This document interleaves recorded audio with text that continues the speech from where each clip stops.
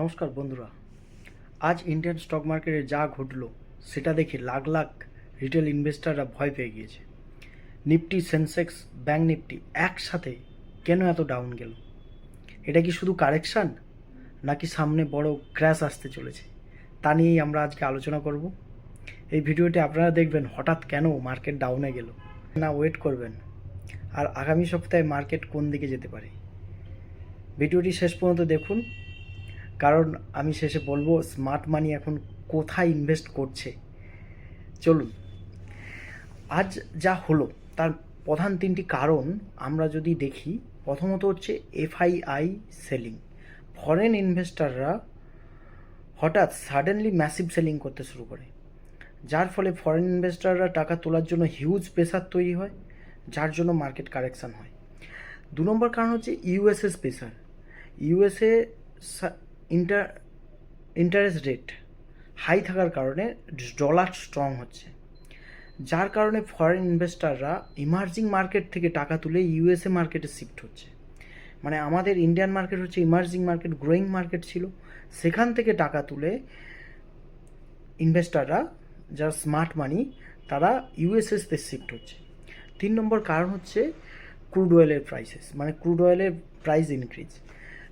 Middle ইস্টে USA ইরানের সঙ্গে যুদ্ধ করছিল, এখন ওমানকে ধমকি দিয়েছে, যার ফলে মিডল ইস্টে টেনশনের কারণে ক্রুড অয়েলের প্রাইস বাড়তে পারে, যার জন্য ইন্ডিয়ান অয়েলের উপর ইম্প্যাক্ট পড়ছে এবং আগামী দিনে আরও পড়তে পারে, যার জন্য মার্কেট নেগেটিভ দিকে রিয়াকশান দিয়েছে।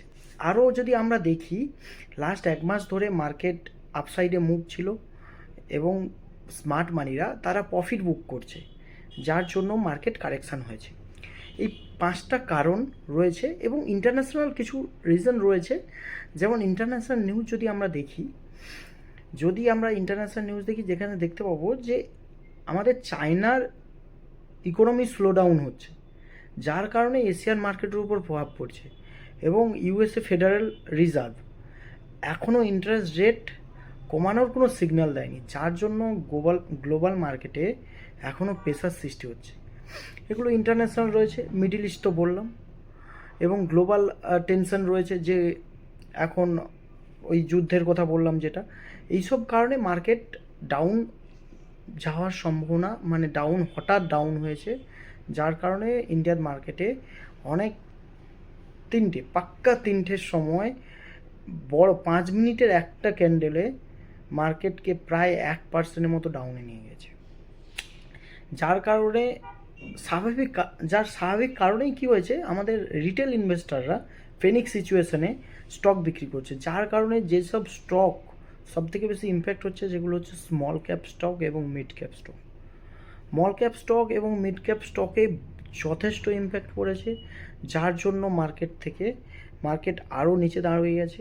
এবং লাস্ট 15 মিনিট আমরা যদি দেখি, সেখানে দেখতে পাবো মার্কেট রিকভারি করেছে, কিন্তু মার্কেটের রিকভারি রেটের সাথে প্রাইজের অনেক পার্থক্য রয়েছে।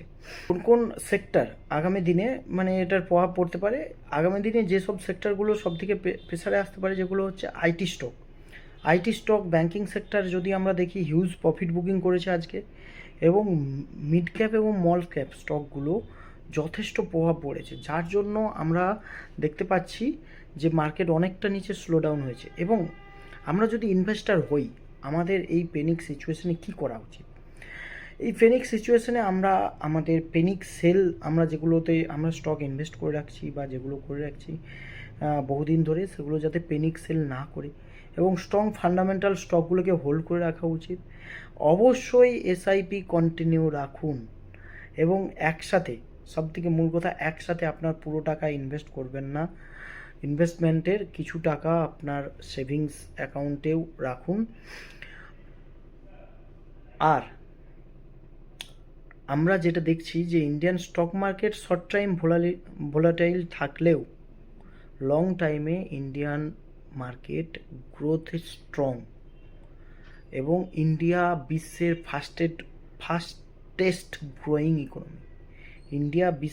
ফাস্টেস্ট গ্রোয়িং ইকোনমি, যার জন্য ইন্ডিয়ান মার্কেট ডাউন হলেও ইন্ডিয়ান মার্কেট বাউন্স ব্যাক করার সম্ভাবনা অনেক বেশি। এবং আপাতত মার্কেট কারেকশান সিচুয়েশনে রয়েছে, মার্কেট আরও একটু কারেকশান হলেও হতে পারে। মার্কেটের কি পজিশন আগামী সপ্তাহে হতে পারে আপনারা কমেন্ট করে জানান, এবং ভিডিওটি ভালো লাগলে অবশ্যই লাইক শেয়ার করুন এবং সাবস্ক্রাইব করুন অর্পণ ওয়েল মান্ত্রা ইউটিউব চ্যানেলকে। আর ভিডিওটি সম্পূর্ণ এডুকেশনাল পারপাসের জন্য বানানো হয়েছে। আর আপনারা ইনভেস্ট করার আগে আপনাদের ফাইন্যান্সিয়াল অ্যাডভাইজারের কাছে পরামর্শ নিয়ে নেবেন। ধন্যবাদ, দেখা হচ্ছে নেক্সট ভিডিওতে।